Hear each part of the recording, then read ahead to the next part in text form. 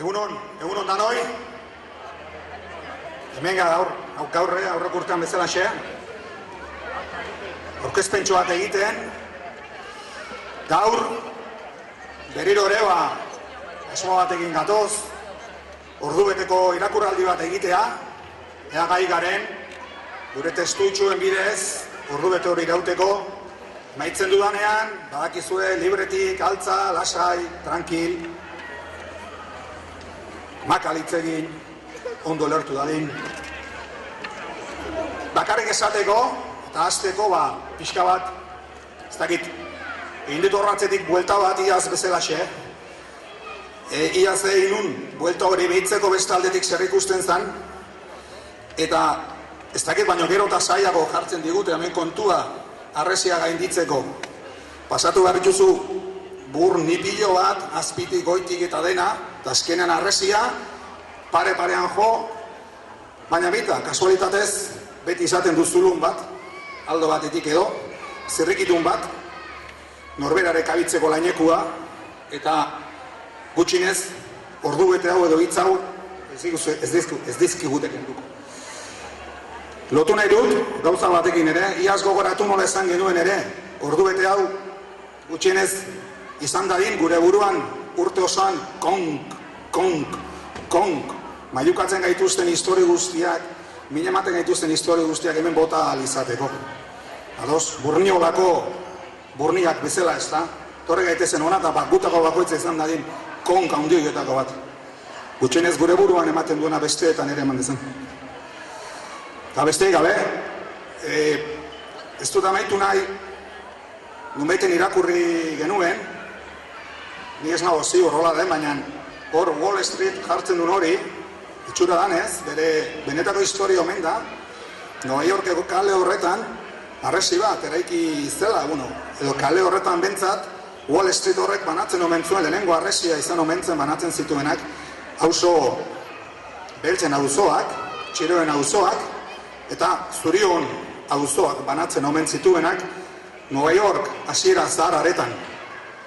Zakit baina histori luzea du kale horrek, eta nik uste dut orain bentsat munduko banaketa horren erantzule zuzenetako batzuk badira eta jarraitzen dute izaten. Besterik gabe, animo, nahi duzunean, altzan nahi duzunak, etorri, bota zuena.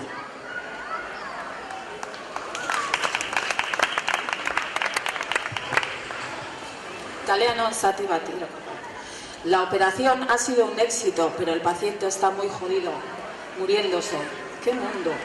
Este mundo, que es el mundo resultado de 5 siglos, de eso que llaman economía de mercado.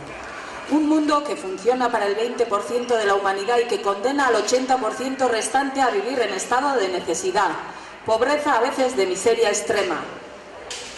Muchas veces me pregunto, ¿será que de veras funciona para ese 20% de la humanidad? ¿Qué es ese 20% que tiene derecho a la opulencia? El 20% que tiene el derecho de morir de indigestión. ¿Será que de veras funciona para ellos?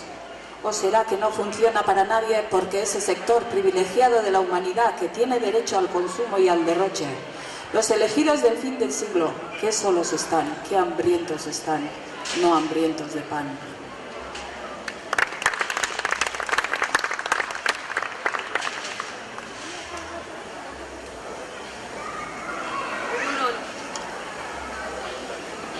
Lekuko ertan testu inguru hau,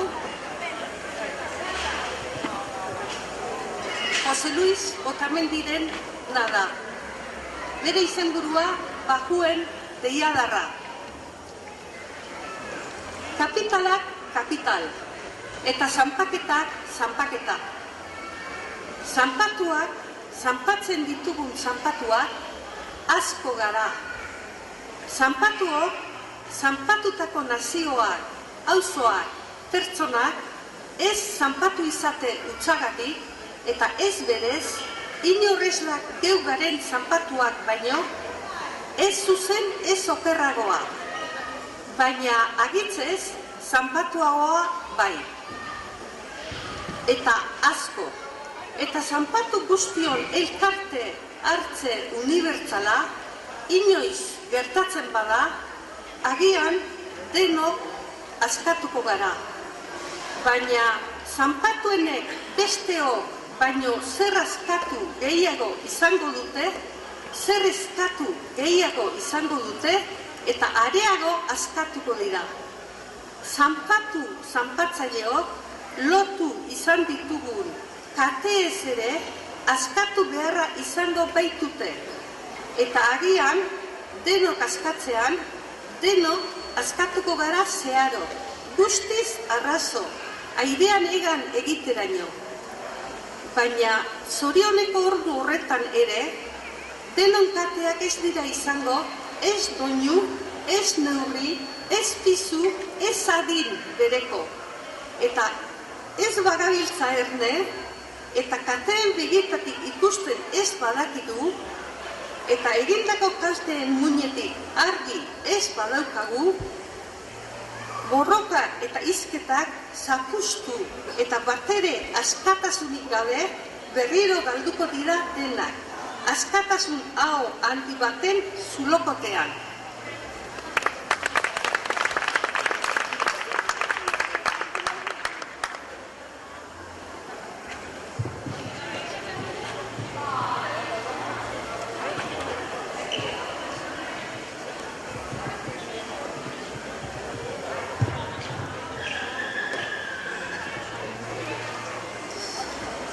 Uretan, harri bat ezarri uretan, eta beste harri bat gero, eta bizitzan bat, eta bi, eta 20 amez gehiago. Ezarri bat bestearen ondoren, uretan erreka zeharkatzeko. Etxera bidean ez dadin beste inoritu.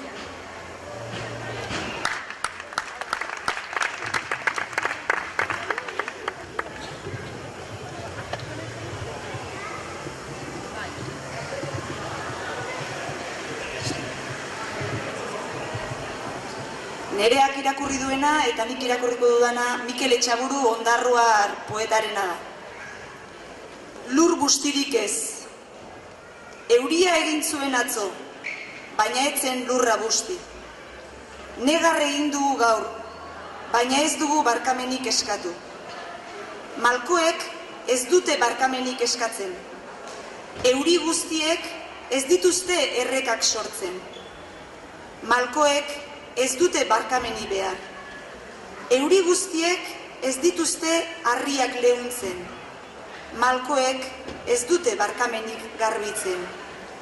Euria egin zuen, negar egin dugu, lur bustirik ez.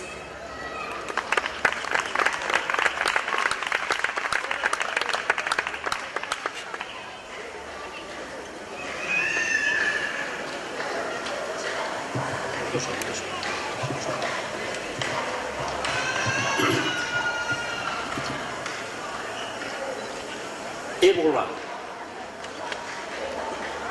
Erderaz dago idatzia eta erderaz irakurriko dut. ¿Has visto las fotos de Amadu y de Awayu? Muertos sus padres por el virus del ébola, viven con su abuela. Bendita abuela que carga con el peso y la gracia de la vida, como tantas abuelas, como tantas mujeres benditas. Amadu tiene 4 años y le gusta el fútbol, aunque es muy raro que en Sierra Leona puedan dar patadas a un balón de verdad. Awayu tiene 3 años y le gusta bailar y agita sus bracitos en cuanto Mami Camara, su abuela, entona alguna canción, pues en Sierra Leona no han cesado de cantar. ¿Quieres saber lo que pasa en el mundo? Mira a los ojos de Amadu y de Awayu, o mira con sus ojos y verás. Son huérfanos del ébola y de otras miserias peores, sí, más terrible aún y mucho más mortíferas, pues lo que más mata en África no es el ébola, por terrible que sea, sino la malaria, el sida, la tuberculosis, la neumonía y las diarreas, y el hambre más que nada. ¿Y sabes qué es lo que más mata con ébola o sin ébola? Es la inacción o el cinismo de Europa y Estados Unidos, enfrascados en sus cuentas económicas y estrategias geopolíticas. Mira a Amadou y a Wayuu y repasa la historia. Y deja que tu corazón se conmueva y se indigne y se mueva. Las miserias de África no tienen su origen en el río Ébola, afluente del Mangala, afluente del Congo, donde se descubrió el virus en 1976. El Congo, en el centro y corazón de África, es espejo del mundo que estamos descreando. ¿Quién invadió el Congo y explotó sus inmensas riquezas de cobre, cobalto, manganeso, zinc, carbón, oro, diamantes y coltán? El coltán de nuestros móviles y ordenadores de última generación. ¿Quién ha hecho que ese país, uno de los más ricos del mundo en recursos, sea hoy el más pobre del mundo, según un informe de la ONU del 2011? ¿Quién provoca o consiente las guerras que desde 1996 hasta hoy han hecho morir a 6 millones de personas por las armas o el hambre? Es la historia de Uganda, Gabón, Sudán, Guinea, Liberia, Sierra Leona, etc. Es nuestra historia. ¿De qué le sirvieron nuestra religión, nuestro humanismo y nuestras declaraciones de derechos? ¿Sobre qué expolio erigimos nuestro estado de bienestar? El ébola nos ha alarmado porque ciudadanos occidentales han resultado infectados y hemos corrido a repatriarlos y a huir. Y alguna congregación religiosa lo ha hecho también. ¿Acaso no han ido a África para entregar su vida? Claro que nuestra vida vale más que el de todos los africanos juntos. ¿Qué hemos hecho en África y qué hacemos? ¿A qué fuimos y por qué nos vamos? ¿Seguiremos probando nuestras vacunas con ellos para salvarlos? Sí, pero tal vez, ante todo, para hacer negocio. Amadou y Wayuu todavía no saben todo esto, ni denuncian nuestra mentira e egoísmo colectivo, más mortal que el ébola. Un día pronto lo sabrán, pero hoy esas pupilas negras y brillantes, la luz y la tristeza de esos ojos nos revelan la bondad y la promesa de la vida, a pesar del ébola y a pesar de todo. Pero de nosotros depende que ellos puedan, como todos podamos, vivir, jugar y danzar. José Aguirre.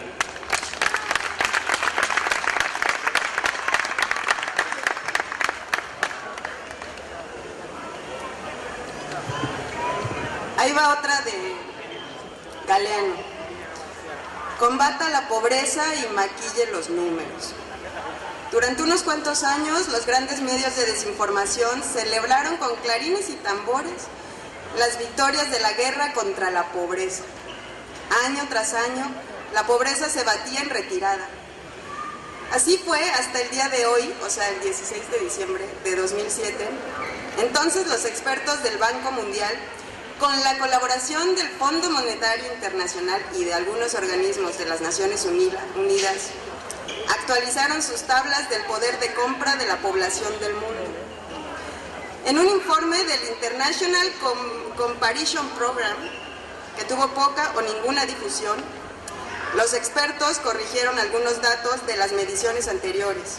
Entre otros errorcitos, descubrieron que los pobres sumaban 500 millones más que los que habían registrado las estadísticas internacionales, pero los pobres ya lo sabían.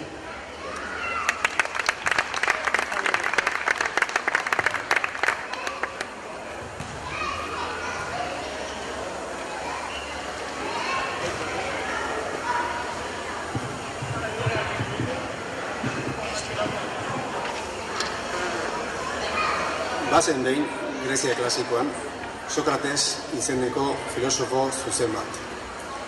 Aintzen zuzena gizona, kanpotaren alde egiteagatik heriotza zigorra ezarri ziotenean, uko egin baitzion lagunek bideratutako ihesari.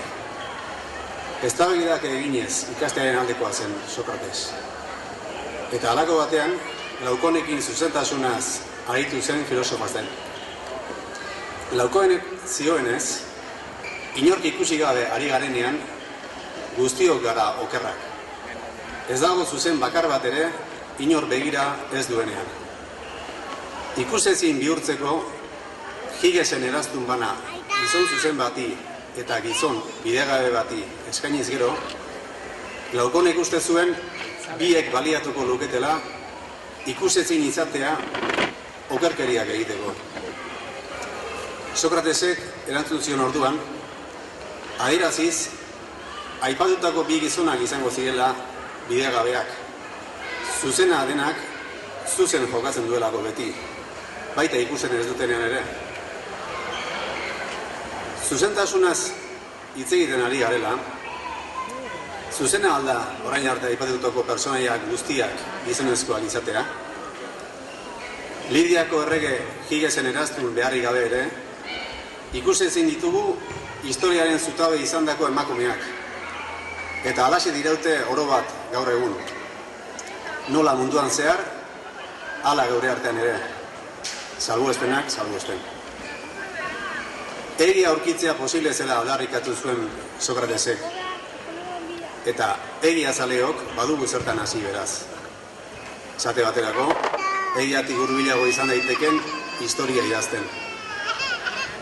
Lan horri ekiteko ez da urrutira joan beharrik. Hementxe has gaitezke, gaur, oraintxe bertan. Emakume zein gizon, gizon zein emakume, bidezko eta bidegabe. Trukea eskuz esku eginez. Merkataritzari bidezkoena bitartekorik gabea delakoan, elkarri begiratuz, elkar ikusiz, truke gairi borobilenak, bihotzetik bihotzera doazenak direlako ustean.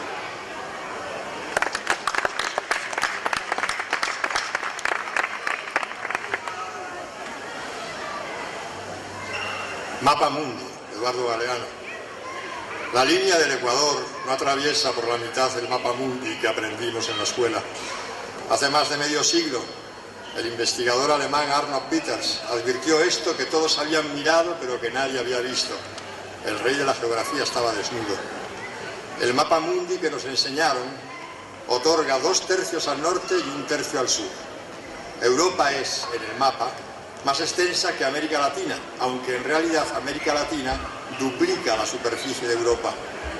La India parece más pequeña que Escandinavia, aunque la India es 3 veces mayor.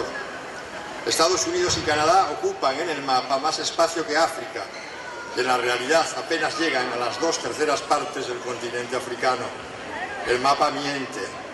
La geografía tradicional roba el espacio, como la economía imperial roba la riqueza, la historia oficial roba la memoria y la cultura formal roba la palabra.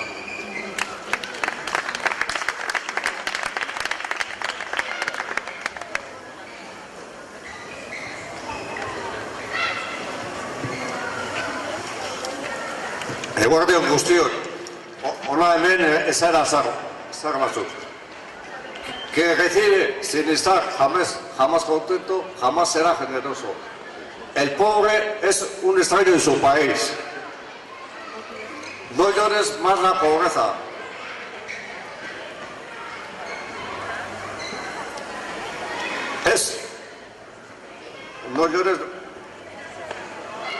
No llores más la pobreza. Es más humana. Un cenicero y un rico, cuanto más se emplean, más sucios son. Quien no puede pagar con su bolsa, paga con su piel. A quien más mantiene, más le viene. Un comerciante sin capital es como un campesino sin bueyes. Dijo la muerte al dinero, para nada te quiero. Sarnosos y avarientos nunca están contentos. La avaricia se sobrepasa a sí misma. Domina los negocios, pero que no te dominen los negocios a ti.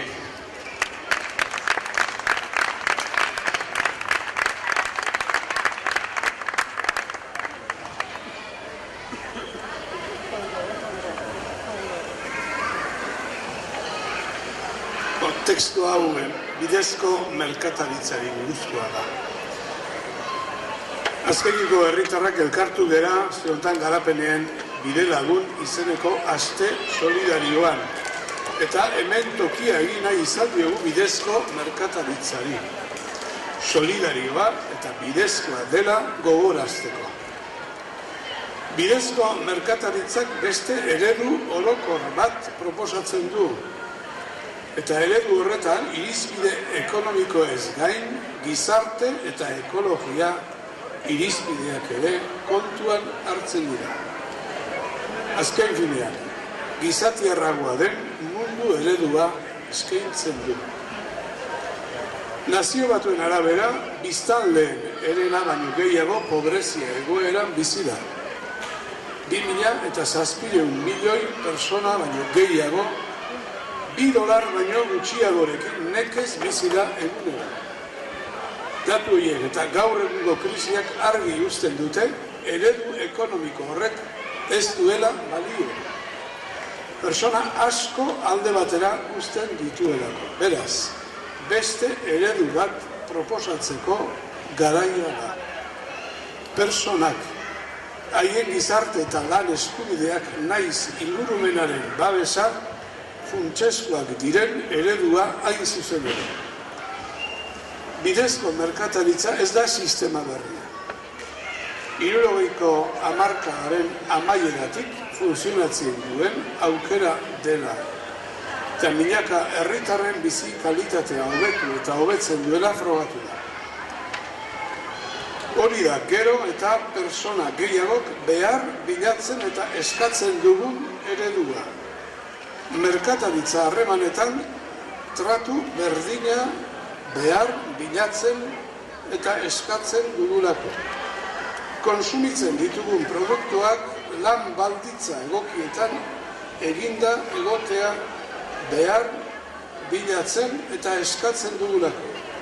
Produktuak aurrek eginda ez egotea bilatzen behar eta eskatzen dugulako. Emakumezko naiz gizonezko langileek ordainsari bera jasotzea eta aukera berdinak izatea eskatzen dugulako. Ekoizpenak produktuak fabrikatzen diren ingurumena eta natur ingurunea errespetatzea bilatzen behar eta eskatzen dugulako. Horrela ulertzen da bidezko merkataritza. Horixe da herritar eta konsumitzaileen moduan nahi dugun eredua. Horixe baita injustu guztiok behar dugun. Eskerrik asko.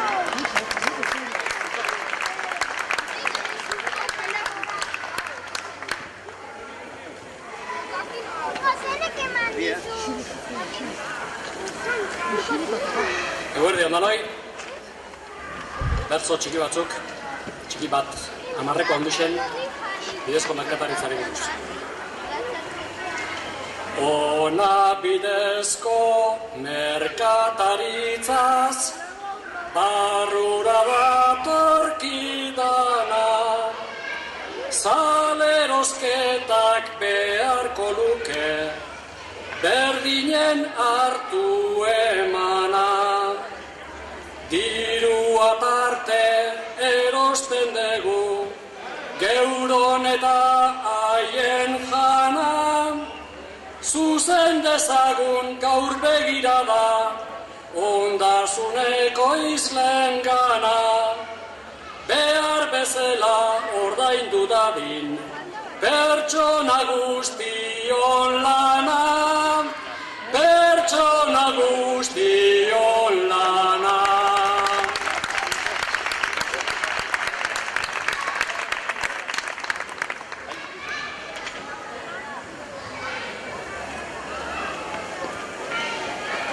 Bueno, ayer me puse en el internet a sacar información sobre esta onda del comercio injusto. Es súper fácil, o sea, solo pones en Google comercio injusto y sopas, te salen un montón de cosas que te da terror. Escogí lo más suavecito, porque lo bonito ya lo sabemos, lo feo es lo que no sabemos, está escondido detrás de todo.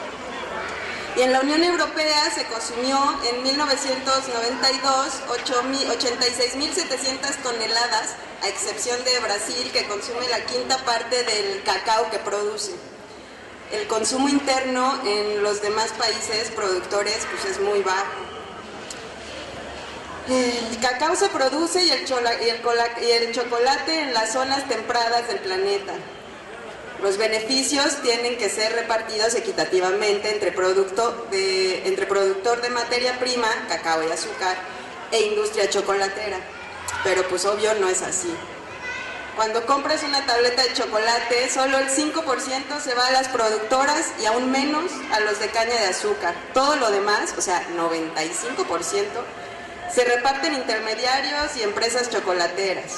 Si nos informamos un poquitito, que no necesitamos mucho, nos podemos dar cuenta de el desmadre tan feo que hay detrás de casi todos los productos que compramos, vestimos, comemos. Y hay un tío que se llama Pepe Mujica, que es el presidente de Uruguay, y el tío dijo que estamos tan sumergidos en este hiperconsumo que no atendemos al consumo prioritario y gastamos una enorme cantidad de esfuerzo humano construyendo un montón de pavadas que nada tienen que ver con la felicidad humana. Las reglas del comercio internacional basadas en una liberación de los mercados se imponen a los países pobres, pero no funciona para los ricos. Entonces así la brecha entre ambos se ensancha, ricos más ricos, pobres más pobres. Por cada dólar que damos de ayuda a los países en desarrollo, les negamos 2 de comercio. O sea, no hay forma, ¿no? Y durante la época de recolección, los haitianos que trabajan de 6 de la mañana a 6 de la tarde, llevan su arroz al mercado, pero pues no lo pueden vender, porque el Consejo de la FMI y de Estados Unidos sugirieron reducir los aranceles de un 35% a un 3%, según las leyes de libre comercio. Pues las consecuencias es que el arroz que vende Estados Unidos a Haití es mucho más barato, y los agricultores de Estados Unidos tienen subvenciones y los haitianos no pueden competir, porque el Banco Mundial y el FMI prohíbe al gobierno haití dar subsidios. Entonces, el bajón de las ventas de arroz nativo que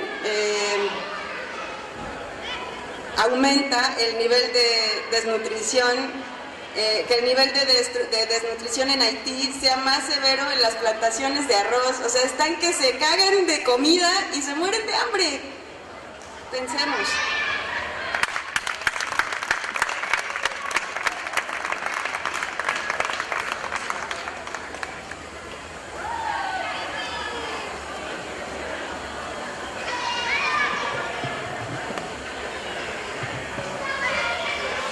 Bueno, nik olerki txiki bat irakurrikoet. Oier Gilanena, eta nahiko barrutikola hortendako bat. The Others, izena du. Zuen legeekin, zulatu dituzue gure oroitzapen ederrenak. Zuen abiadura handiko negozioekin akabatu duzue adinaren geltokietako itxaropena. Zuen sistemarekin, ostu dizkiguzue komunikatzeko bideak. Zuen justiziarekin baitu dituzue bozkarioa bozkatzeko ateak. Zuek zarete, eta guk aukeratu omen zaituztegu babes ofizialeko bizitza baten truke.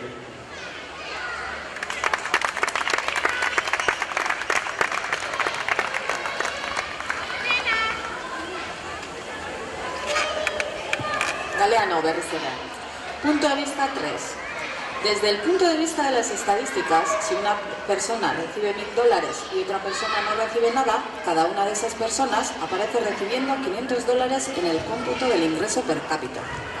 Desde el punto de vista de la lucha contra la inflación, las medidas de ajuste son un buen remedio.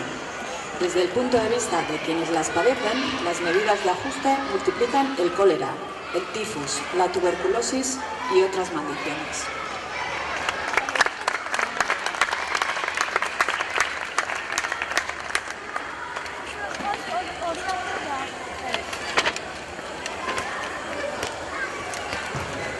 Bueno, ahí va otra. El visitante. En estos días del año 2000, o sea, del 7 de septiembre o así, 189 países elaboraron la Declaración del Milenio, que los comprometía a resolver todos los dramas del mundo.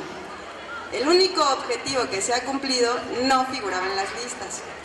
Se ha logrado multiplicar la cantidad de expertos necesarios para llevar adelante tan difíciles tareas. Según escuché decir en Santo Domingo, uno de esos expertos estaba recorriendo las afueras de la ciudad cuando se detuvo ante el gallinero de Doña María, la Mercedes Olmes, y le preguntó: si yo le digo exactamente cuántas gallinas tiene, ¿usted me da una? Encendió su computadora tablet con pantalla táctil, activó el GPS, se conectó a través de su teléfono celular 3G con sistema de fotos satelitales y puso en funcionamiento el contador de píxeles. Usted tiene 132 gallinas. Y atrapó un novio.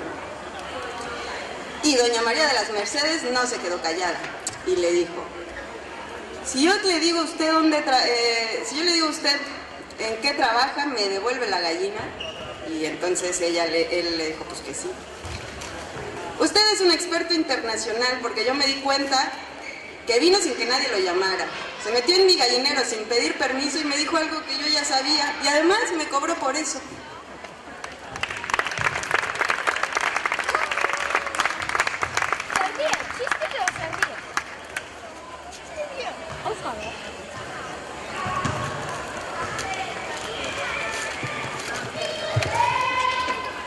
Hau ere Mikel Etxaburrena. Itzaletan. Eguzkiak beste lurralde batzuk berotzen ditu. Ilargiak nahiago du itzaletan gordeta bizi. Kantoietan ez dago denontzako lekurik. Hemen linternek baino ez dute argi egiten. Zer egin ote dugu txarto? Deserrietan sinetsi dugulako algaude gure herritik hain urrun. Hain itxu, edozein argiren gerizpetik hain hurbil. Haizeek ekarritako doinuei kasu egin diegulako algaude gure batetatik hain hurbil. Hain nekatuta, adiskideen babesetik hain urrun. Haizea, hodei astunak garraiatzen ari da. Ilargiak nahiago du itzaletan gordeta bizi. Eguzkiak beste lurralde batzuk berotzen ditu. Olatuek bueltako bidea irentsi dute. Hain gaude urrun, hain itxu, kantoietan ez dago denontzako lekurik.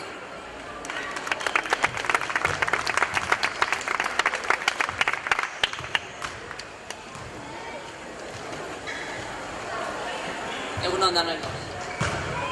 Jon Benitoren idazki txiki bat gure gizartiei buruz. Gu jendea. Kokarekin burua galdu duen jendea. Gauero beheko tabernak izten dituena. Ben galdu eta loa berreskuratu ezin duena. Gu ez garen gure jendea. Hautsi eta osatu ez dena. Berriz hasi eta berriz porrot egindakoa. Nazkatua, eroria, ezindua. Gure antzeko egia beste izateko. Eskalagunak eta familiak bazter utzi duena.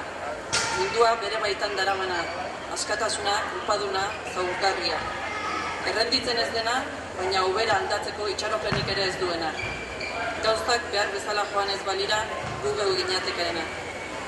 Federik Abea, minak apurka jandakoa. Mamuen aurka borrokatzen dena, ansiolitikoen ezindua. Poetik jaikitzeko indarra galdu dituena, beldurrari beldur diona, eszeptikoa, mesfidatia, damutua, gu eta gure jendea.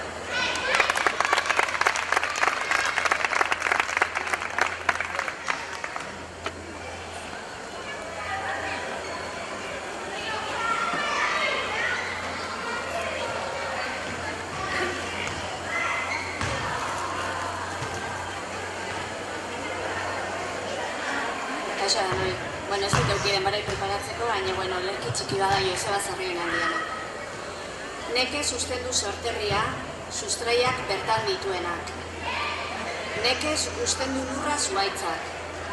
Ez bada abaildu eta oletan. Ez du niniak begia usten. Ez bada erroien mokoetan, neke sustendu bezalak itxasoa, ez areak basamortua. Ez du liriak udaberria usten, ez elurrak zuritasuna. Zorterria neke sustendu, sustraiak bertan dituenak.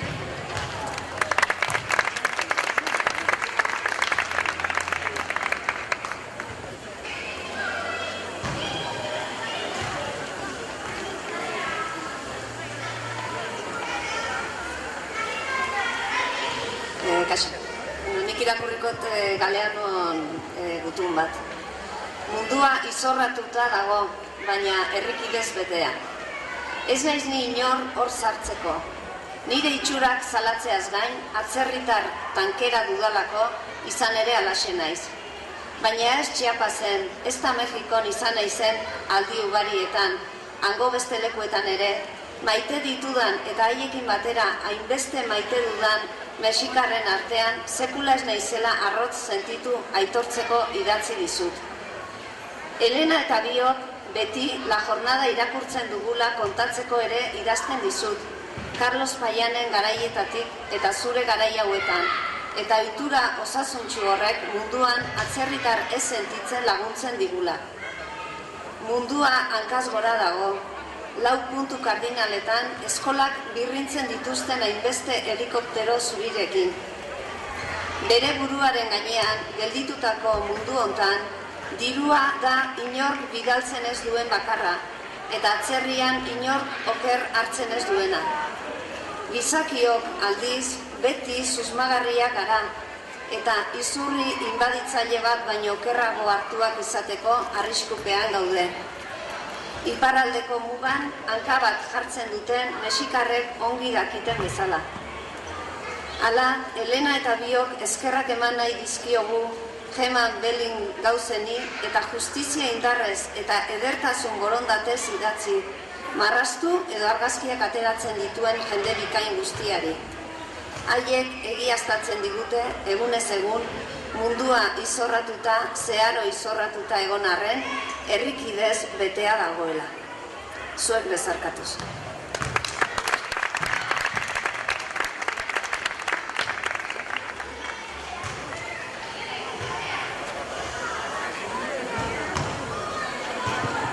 Etorre lasai irakurtzea, baina pixkat aurreagoaz da, nik olerkitxo bate bat eta hemen, Inigo Aranbarrerena.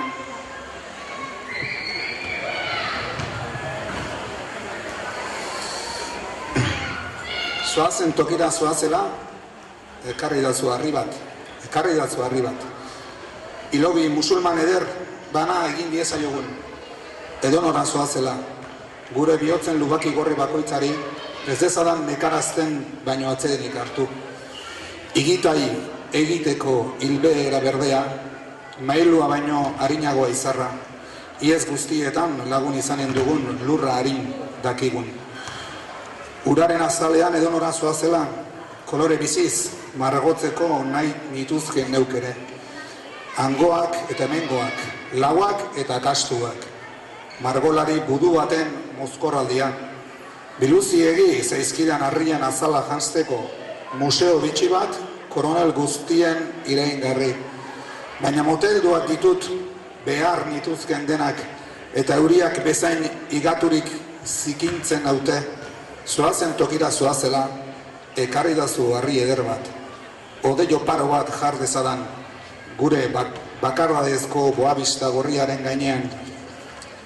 Harri soil bat, oroimen kolpe garratza, ontzi arro bat egin diezaiodan gure egonbinari.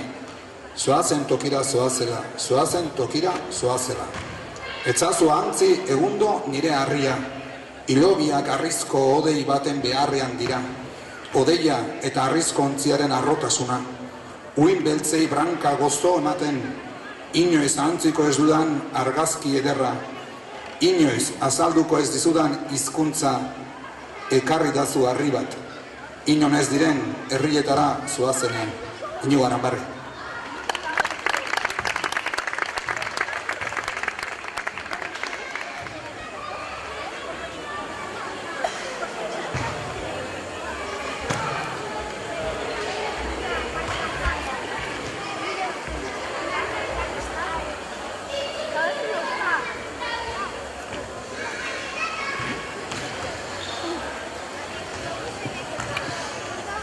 migrazioari buruzko tekstu bat.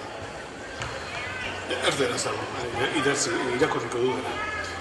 En la agenda internacional tienen lugar frecuentes debates sobre las posibilidades, los métodos y las normativas para afrontar el fenómeno de las migraciones. Hay organismos e instituciones en el ámbito internacional, nacional y local que ponen su trabajo y sus energías al servicio de cuantos emigran en busca de una vida mejor. A pesar de sus generosos y laudables esfuerzos, es necesaria una acción más eficaz e incisiva que se sirva de una red universal de colaboración, fundada en la protección de la dignidad y centralidad de la persona humana. De este modo será más efectiva la lucha contra el tráfico vergonzoso y delictivo de seres humanos, contra la vulneración de los derechos fundamentales, contra cualquier forma de violencia, vejación y esclavitud.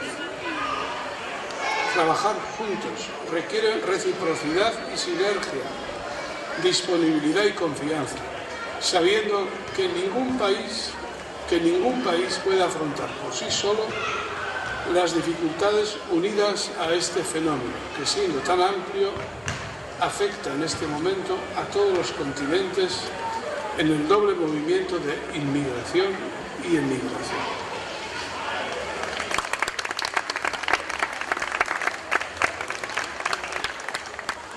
Beste inorrez bada, bitu, guk amaitzeko holako antzerkito txiki bat antola dugu, beraz, antola dugunak pixka. Urbildu gaitezen. Bai, jena. Prestatzen du bitartian,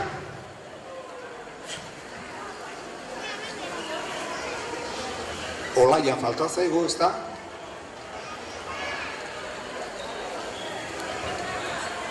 Ametxe dator presaka baten. Bueno.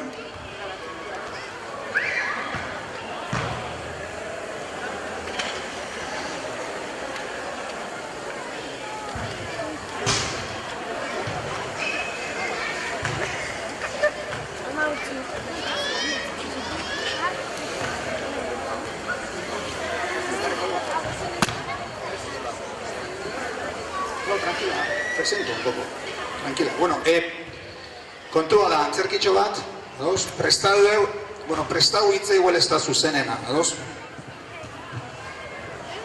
Pentsau deu bai, agian.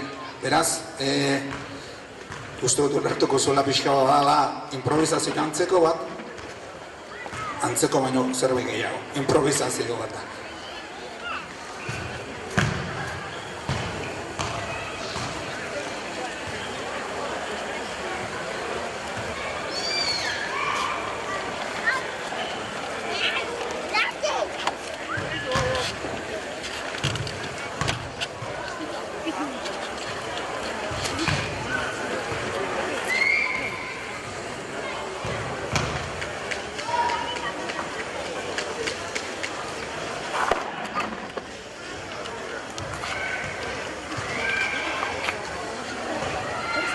Bueno, prestatzen bitartean, azaldungo izu pixka bat. Bueno, elkartu ginen, olako magia txiki bat eginez, antzerki talde bat badago askoekin, koldarrak deitzen dana, eta haien laguntzan bidez, elkartu ginen batzuk. Eta, honi lotura emanez idea bat pentsatu genuen, pentsatu horretan hor geratu zen, da gaur goizan etorri gane esan dugu batzen ikia, berze tortzan, zerbait ulertze duen. Eta lortze duen ikia. Bueno, kontua da, labur bildu nahi dugula, motzean, merkataritza. Ados? Merkataritzaren historia egin nahi dugu. Ea lortzen dugun zerbait. Prestatzen direnean gure aktore profesional guzti hauek.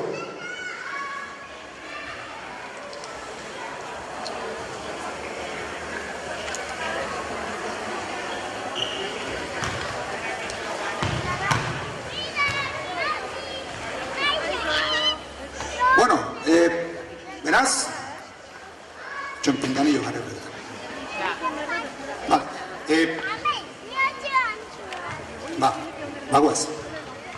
Bueno, ezue.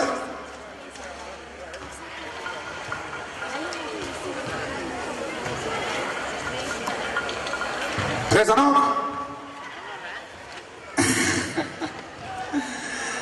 Bueno, Juan Andreok, ladies and gentlemen, señoras y señores, zuen aurrean merkataritzaren historia. Bale, hemen, nire eskubira, ohitura duen uniformez lehen munduko ordezkaria. Merkataritza guztien motorra, giza balore eta bertute guztien jabe.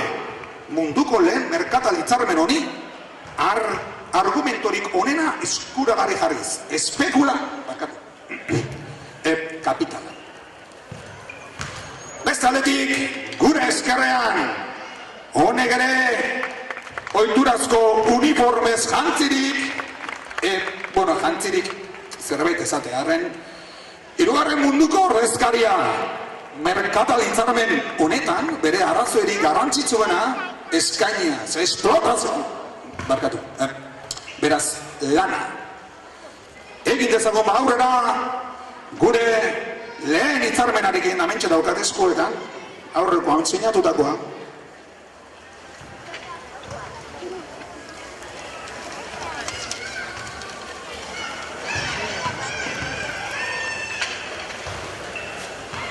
Amentxe zuen aurrean, lehen merkataritzarmena munduan eman dena, ados, nun bertan adiazten den, ondo sinatua geratzen den, hirugarren munduak, 5 sako kakao emango dizkiela lehen munduari.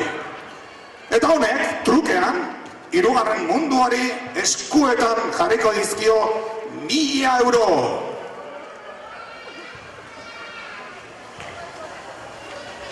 Ze? Zera. Aditzera eman didatenez, ama, Wall Streeten, kakaoren prezioa zupituki erori omen da. Ufa! Eta berari ezin eutxiz, kolpetik hau ere diruaren prezioa igo egin da. Beraz, beste merkatak akorde bat egin barko dugu pixkat aurrera go. Batzen orkestera, munduan egintzen, bigarren merkatak akordioa. Bai, luzea. Bueno,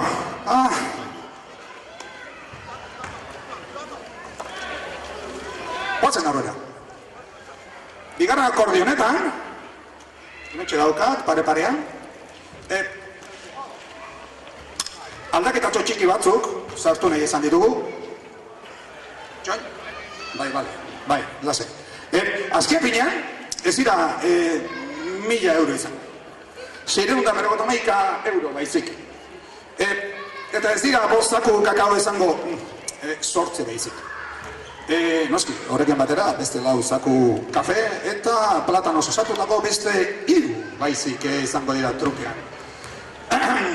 Guazen, beraz, tabingoz, hitzarmen berria sinatzera gure munduaren ongizate bermatuko duen merkatal akordioa.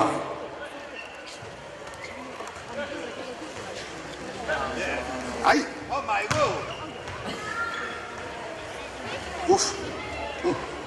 Hauxe, belarrikua. Me caben.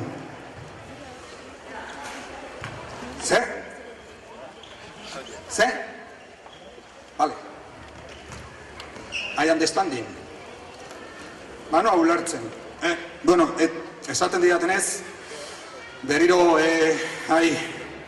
informatu gaituzte, zera Londresko bolsan, bapateko jetxiera, behi zoroak tarteko, ardiak ere bomentziren zoro, eta noski, oinarrizko lehen gaien jetxiera berare eta urrearen balioaren gorazkoarekin batera, akordio berri bat, egin beharko dugu.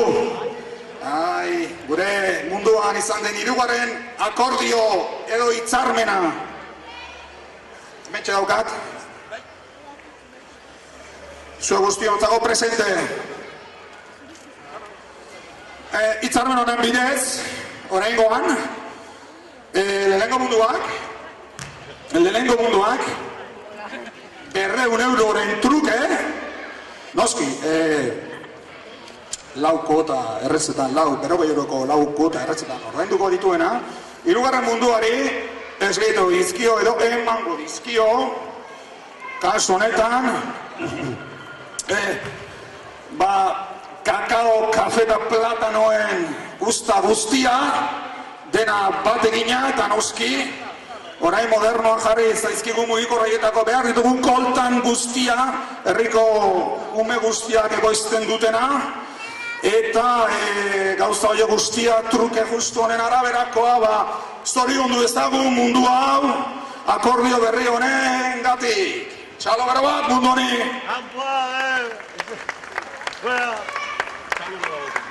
Bueno, nik ez dakit zuek.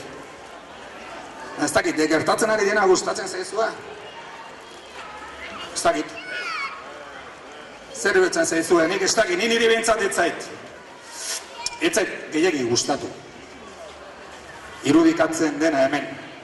Ero irudikatu nahi izan duguna. Zaborra ere beste mundura bota izan dugu eta botatzen dugu. Beraz gustatzen ez bazaigu. Zergaitik ez guzti.